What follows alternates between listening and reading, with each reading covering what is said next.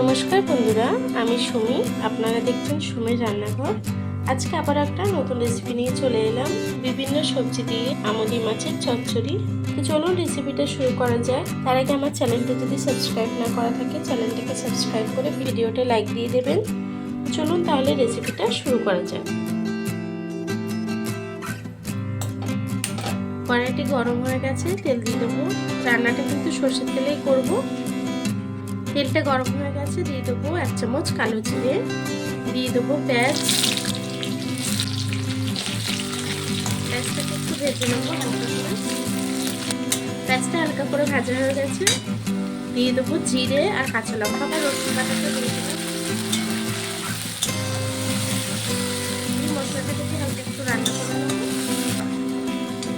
দিয়ে দেবো হলুদ গুঁড়ো 1 চা চামচ, দিয়ে দেবো স্বাদ মতো নুন। সব কিছুকে একসঙ্গে সুন্দর করে রান্না করে নেব। দিয়ে দেবো 1/2 চা চামচ ধনে গুঁড়ো।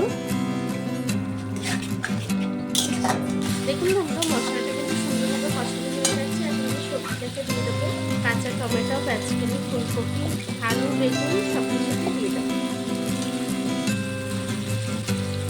সব সবজি দিয়ে কষিয়ে রান্না করে নেব।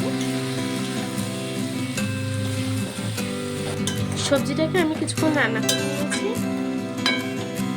সবজিটাকে পাতিয়ে সামান্য একটু জল দিয়ে দেবো।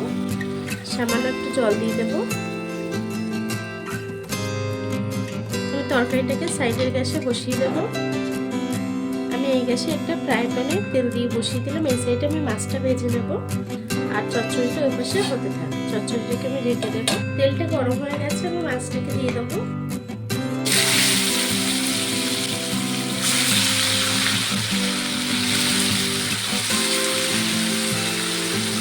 মাছটা এক পিঠ ভাজা হয়ে গেছে, মাছটাকে উল্টে দেবো।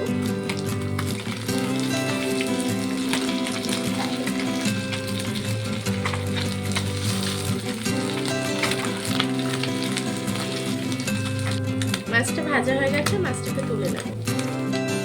বাকি মাছটাকে একইভাবে ভেজে নেব। আর মাছটা কিন্তু অনেকটাই ভাজা হয়ে গেছে। আমি তরকারিটা আবার এই পাশে বসিয়ে দিয়েছিলাম। ঝোলটা কিন্তু অনেকটাই টেনে এসছে। এখন আমি ভাজা মাছটা দিয়ে দেবো। মাছটাকে দিয়ে ওপর থেকে একটু পাতিয়ে দেবো, যাতে মাছের মতো ঝোলটা টেনে যায়। মাছটাকে সুন্দর করে পাতিয়ে দিয়েছি। এখন আমি গ্যাসটা লো ফ্লেমে করে কিছুক্ষণ রান্না করে নেব। তরকারিটাকে ঢেকে দেবো। 5 থেকে 10 মিনিট রান্না করে নেব। দেখুন বন্ধুরা, আমার তরকারিটা কিন্তু হয়ে গেছে প্রায়। আমার চচ্চড়িটা কিন্তু প্রায় হয়ে গেছে। এখন ওপর থেকে সামান্য একটু ধনে পাতা দিয়ে দেবো। এতে চচ্চড়ির গন্ধটাও খুব সুন্দর আসবে। দেখুন বন্ধুরা, ঝোলটা কিন্তু টেনে এসছে। আরও সামান্য একটু আমি রান্না করে নেব। কড়াই যখন তরকারিটা লেগে আসবে তখন আমি গ্যাসটাকে বন্ধ করে দেব। আরও 1-2 মিনিট আমি রান্না করে নেব।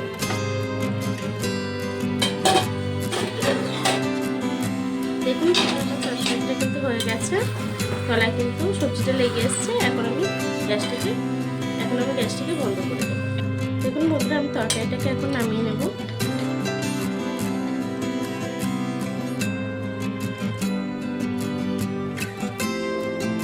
দেখুন বন্ধুরা, আমার আমুদি মাছের চচ্চড়িটা কিন্তু হয়ে গেছে। আমার এই রেসিপিটা আপনাদের কেমন লেগেছে কমেন্ট বক্সে জানাবেন। ভিডিওটা যদি ভালো লেগে থাকে চ্যানেলটিকে সাবস্ক্রাইব করে ভিডিওটা লাইক দিয়ে দেবেন। আর এতক্ষণ ধরে আমার ভিডিওটা দেখার জন্য আপনাদেরকে অসংখ্য ধন্যবাদ।